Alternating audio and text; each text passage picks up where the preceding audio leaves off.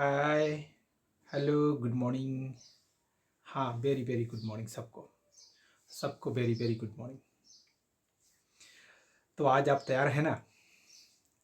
हाँ, आज आप तैयार हैं तो बताइए, हम लोग शुरू करते हैं। गर्मी का छुट्टी है, पूरा मस्ती में नहीं बिता देना, कुछ कुछ तो करके बिता देना, मतलब पढ़ लिख के बिता देना। पूरा का पूरा दिन खेल के, घूम के, इधर उधर मस्ती करके मत पार कर देना, नहीं तो मज़ा नहीं आएगा। चलिए ठीक है। तो हाँ, आज हम लोग कैन के बारे में पढ़ने वाले हैं। जैसे आप यहाँ स्क्रीन पे देख रहे हैं, आज हम लोग कैन के बारे में पढ़ेंगे कि कैन हम लोग कैसे यूज करते हैं सेंटेंस में, और कैसे हम इसको पहचानें। सेंटेंस में अगर कैन का यूज करना है, प्रयोग करना है, तो हमें पहचानना पड़ता है कि हमें कैसे पहचानना। तो यहाँ पर आप स्ट्रक्चर के बगल में देख रहे हैं, subject plus can plus verb one. ये इसका स्ट्रक्चर है, मतलब ये एक प्रकार का फॉर्मूला है। जिस तरीके से हम लोग मैथमेटिक्स को कैलकुलेशन करते हैं और कुछ फॉर्मूला होता है, उसी फॉर्मूला को लगा करके ही मैथ का आंसर निकालते हैं। तो उसी तरीके से अंग्रेजी में भी मतलब ट्रांसलेट करने का एक फॉर्मूला है।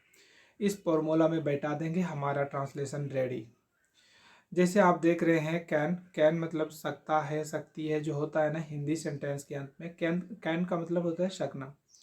हिंदी सेंटेंस के अंत में आपको मिलेगा, मैं सकता हूँ, सकती हो, सकते हैं, मैं जा सकता हूँ, तुम पढ़ सकती हो, वे लोग जा सकते हैं।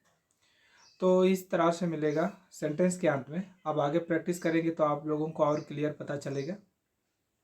ठीक है, उसको मैं क्लियर कर दूंगा, चिंता नहीं करना। आज हम लोग पढ़ने वाले हैं कि कैन जो है ना, हम लोग आज एक तो अफर्मेटिव मतलब सिंपल वाला सेंटेंस सीखेंगे, और इंट्रोगेटिव सीखेंगे, और नेगेटिव सीखेंगे।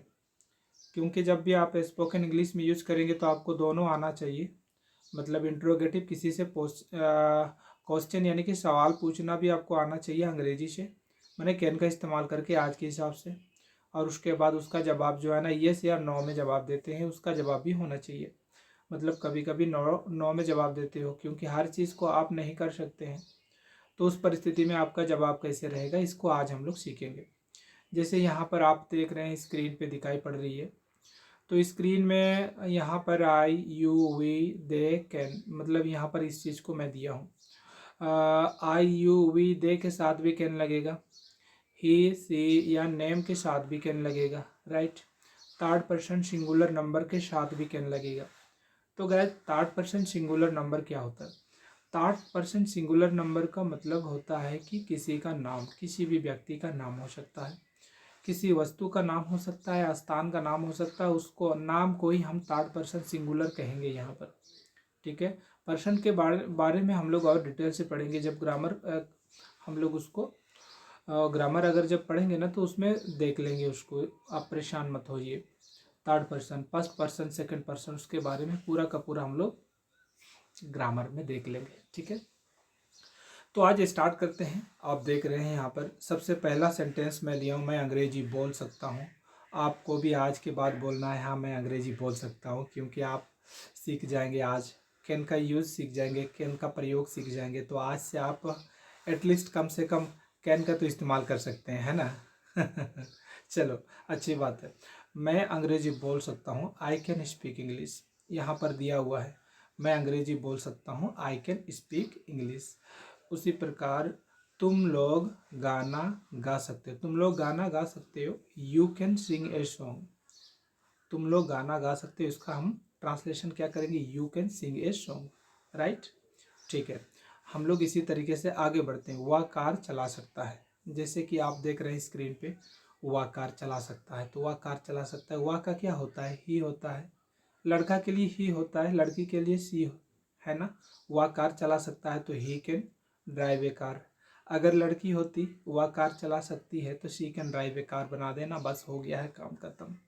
ठीक, चलो आगे बढ़ते हैं इसी तरीके से। हाँ, तो हम लोग अभी आगे करेंगे। मुकेश खेत में काम कर सकता है, यहाँ मैं मिटा दिया हूँ, गलती से गलत प्रिंट हो गया था।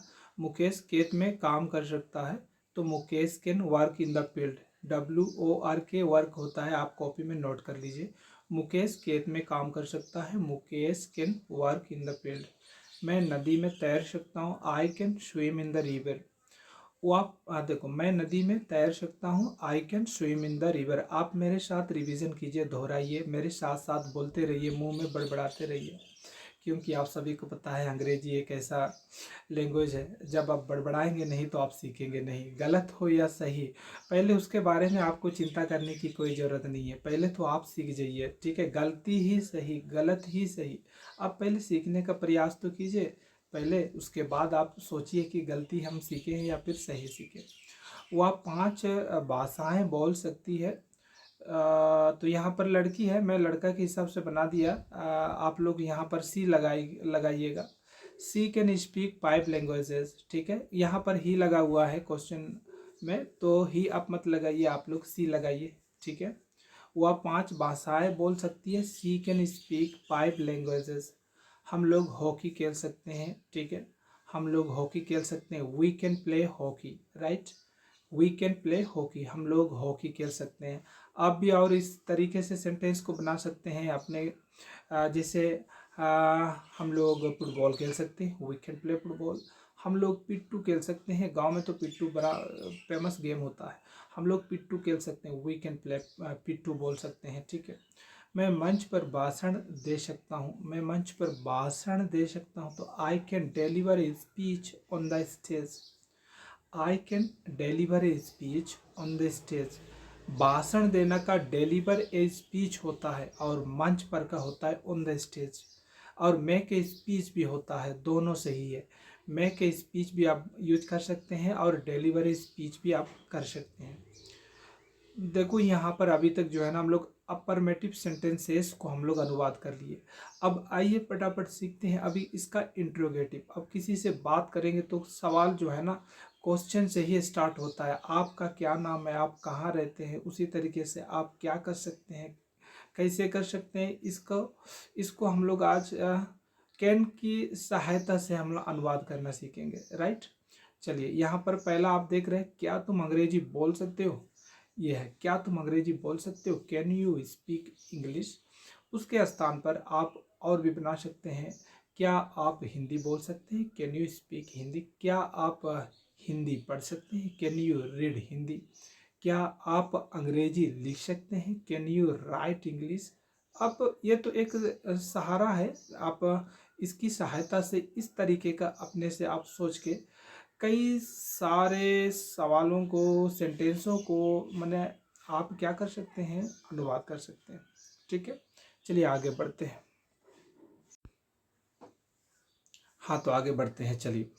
क्या तुम मंच पर गाना गा सकते हो, can you sing a song on the stage, ठीक है। क्या तुम मंच पर गाना गा सकते हो, can you sing a song on the stage. On the stage, stage थोड़ा सा छिपा हुआ है, आप उसको लिख लीजिएगा, STAGE स्टेज, ठीक है। स्टेज का मतलब मंच होता है। क्या तुम मंच पर गाना गा सकते हो, can you sing a song on the stage. क्या वह कार चला सकती है, can she drive a car. क्या वह कार चला सकती है, can she drive a car. किसी से अपने दोस्तों के साथ बात करके पूछ सकते हो, क्या तुम कार चला सकते हो, can you drive a car. Question पूछना है तो अपने मम्मी से पूछ सकते हो, क्या मम्मी आप साइकिल चला सकते हैं, can you ride A bicycle. अपने भाई से बात कर सकते हो, क्या तुम अंग्रेजी बोल सकते हो, कैन यू स्पीक इंग्लिश। आप कैन यू का इस्तेमाल करके अपने से सामने वाला के साथ आप बातचीत कर सकते हैं, राइट। अब उसके बाद, क्या तुम मेरे लिए काम कर सकते हो, कैन यू वर्क फॉर मी, ठीक है। क्या तुम मेरे लिए काम कर सकते हो, can you work for me. क्या वे लोग गाना गा सकते हैं, can they sing a song. THE लिखा हुआ है, वाई छूटा हुआ है, आप वाई नोट कर लीजिएगा, वाई लिख लीजिएगा। क्या वे लोग गाना गा सकते हैं, can they sing a song, ठीक है। दे लिखना वहाँ पर, कैन के बाद दे होगा, ठीक है। और क्या तुम पुल तोड़ सकते हो, can you pluck a flower. तो पुल तोड़ना जो है ना प्लक होता है, क्या तुम पुल तोड़ सकते हो, can you pluck a flower. तो आइए आप फिर और आगे बढ़ते हैं हम लोग सेंटेंस को और तो यहाँ आप देख रहे हैं स्क्रीन पे, क्या तुम साइकिल चला सकते हो, can you ride A bicycle. उसके बाद क्या तुम नदी में तैर सकते हो, can you swim in the river. तैरना मेरे दोस्तों स्विम होता है। स्विम का मतलब तैरना होता है। जब कभी भी नदी में, तालाब में आप तैरने का कोशिश करते हैं तो उसको अंग्रेजी से स्विम बोला कीजिए। मैं झूठ नहीं बोल सकता हूँ, मैं झूठ नहीं बोल सकता हूँ। I can't tell a lie.